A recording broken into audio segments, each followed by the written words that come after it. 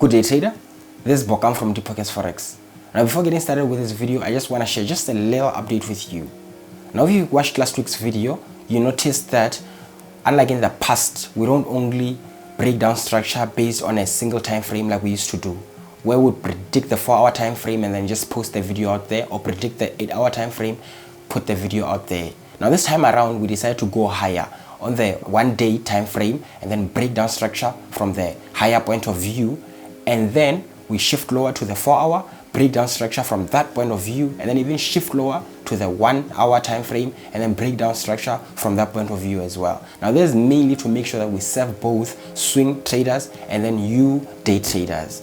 So if you're a day trader and you're looking forward to just taking advantage of this these predictions that we share, you got it. And if you're a swing trader as well, you know exactly what to look for. So before we waste any time with this video, let's just get on to the weekly forex forecast. This is Euro GBP on the 1-day time frame. As you can see, for Euro GBP, we predicted a corrective structure here, then drop, then up. We're expecting price to move like this. This is on the 1-day time frame. So let's shift lower to the 4-hour and see what's happening there. 4-hour still, this is what we predicted. We predicted that after this impulse move, we're expecting corrective structure to complete, then we get a drop like this. So this drop, based on what is happening here, we might start to see a struggle here on price going lower, but eventually we're focusing a drop here, breaking previous low. So this might just move sharp like this, or we might just experience some turbulence here, then drop lower.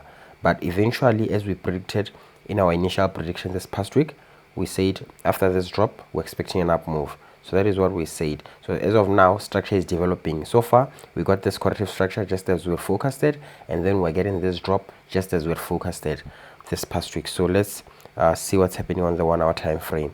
On the 1-hour time frame, this is what we're getting. We're getting down, up, down, up, down, up, down. So based on what is happening here, this current structure, we're more likely to move up, breaking previous high, up to around this area, here.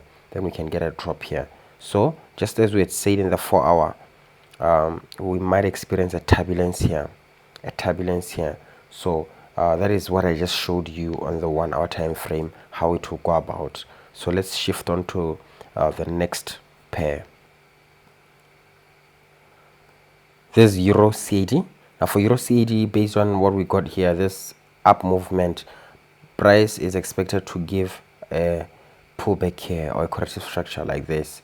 So this is what you should expect up to around this area here. Price is expected to give a corrective structure here before proceeding higher. So that is what you should expect. You should expect a pullback here. So there's a pullback that you can trade if you manage to get an entry on the lower time frame. So let's check the 4-hour and see what's happening there. So based on price is a little bit slow here. It's just moving sideways. But what is happening? What is happening here?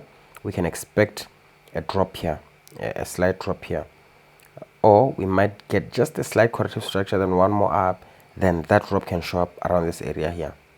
So expect something like that. But it won't be a sharp movement. It's just going to be a little bit slow. So just know that, just keep that in mind. Let's shift on to the 1-hour time frame and see what's happening there. On the 1-hour time frame, this is an interesting structure. Around this area, we might just get maybe a movement like this here, or it can come as a corrective structure like this, or just a sharp movement like this. So expect that. It's not a big move. It's on the 1-hour time frame, but expect this pullback here. That's on the 1-hour. If we don't get a pullback, we might get a corrective structure like this, and then if we might get a corrective structure like this, expect one more up like this, then that's when we can get this drop. So just be on the lookout. A drop is expected here, either correctively or impulsively, but a drop is expected from around this area down. Keep that in mind. This is GBPUSD. Now for GBPUSD, based on previous movements here, we're still expecting this corrective structure to complete. We're still expecting something like this, price to move like this. So after price moves correctively like that, then we can expect a big up move like that, breaking this previous highs. breaking this previous high. So that is what is expected on GBPUSD. That's on the 1-day view. Let's shift to the 4-hour and see what is happening there. 4-hour. So on the 4-hour, we're getting an up move like this. Price is moving up like a wedge. Expect a sudden drop here, breaking this previous low slightly up to around this area. Expect that soon. But before we get this, there might be just a little bit of an up move, impulse move to take down stop losses here. If you're already selling, there's a chance we might get an impulse move just to take you down, take you out here, and then that's when we can get this drop like this up to around this area here. So that's on the 4-hour view. Let's shift lower to the 1-hour.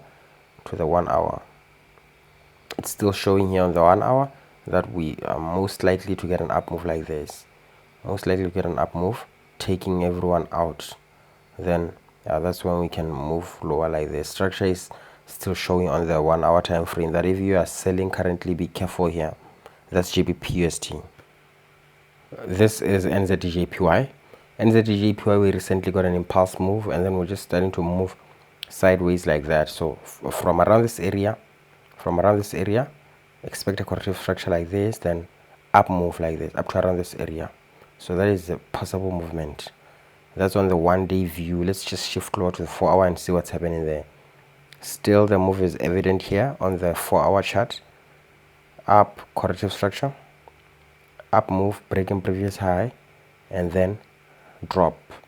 That is what we can expect. This drop will be similar to this drop here. Expect a movement like that. So this corrective structure also, it can go a little deeper like this to around this area, and then up like this. And this movement will be similar to this movement, but this movement will have it breaking this previous high and then get a drop.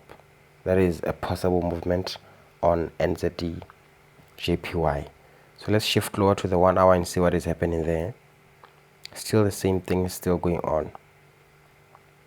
We recently got this movement, and then movement like this. We might move up and drop like this, breaking previous low like that, and then corrective structure like this, breaking previous low up to around this area here. So that's a possible structure we could have up to around this area. NZDUSD on the 1-day view, we got this impulse move. So structure can move in two different ways here. The first way structure can move, we can get, based on what is happening here, impulse move down, up. We can get structure giving a little bit of a correction, then one more up, breaking this previous high, and then we can get a drop here like this. And then we can get one more up, breaking this previous high again, then get one big drop, breaking this previous low, breaking this previous low. Now another way which price can express itself is by giving this drop, just the sudden drop here, breaking this previous low. So this drop can just move similar to this, kind of like how price was moving here up to around this area, but breaking this previous low. And then we can have this movement similar to this one, the one that we got here, then get another drop breaking this previous low. Now this will be our one big impulse, then this will be a corrective structure, and then we can have an up move like that. There's other possible ways price can express itself, but those are less likely. Price is less likely to take those routes than the ones we just talked about. Now this is on the 1-day view, so let's shift lower to the 4-hour and see what is happening there. So on the 4-hour, there's what we got. We're seeing this impulse move, and we're seeing what looks like a wedge here. So for this wedge to complete, we'd have to give a corrective structure here, then maybe one big impulse breaking this previous high slightly, and then getting one big drop, breaking low, and breaking this previous low here like that. So this then from here, there's a chance price might go back higher. That's on the NZDUSD. Let's just see the 1 hour and see what is happening there. On the 1 hour time frame, it's similar to what we're having on the 4 hour. We're expecting up move here based on current structure here. We might move up based on this impulse move. We got this impulse move, corrective structure like that, but this corrective structure is a little noisy here. It's a little noisy. So if we look at what is happening here and just try to make sense out of this, we see a sudden impulse, and then we are seeing a corrective structure here, even if it's noisy. So we can tell that there's a chance we might get a drop breaking this previous lows, just taking down this previous lows before heading up to break this previous high. This is USD CHF. This is the 1-day view, and as you can see, we got this impulse move. Price is just moving like this, and then we got this this spike here, this peak formation here, and then expect this movement. Based on this current structure, expect this movement. This is on the 1-day time frame. So anytime from here, we might just get another spike taking down this low to take down to take out all the people who are already buying from this area, or we might just shoot up. The movement that is expected here is up. We're expecting an up movement here. That's on the daily view. Let's see on the 4-hour if we still agree. 4-hour. So on the 4-hour here, we recently got this. We're getting something that moves like, we might get a small corrective structure here, then up, breaking this previous high, then get one more drop like this. That's on the lower time frame. On the 4-hour, that's on the 4-hour, we might get this last drop, and then maybe we can start looking up. So movements such as this is a big movement on the 1-day. So you need to be careful here. You need to be knowing exactly what to look for, to know that it has already decided that it's moving up. So as of now, we can tell from structure that the up movement is expected. On the 4-hour as well, we're still seeing that we're expecting up movement. And then if we shift lower to the 1-hour and see what is happening there, just as we had told you guys, impulse, we're expecting a corrective structure here, then down, impulse,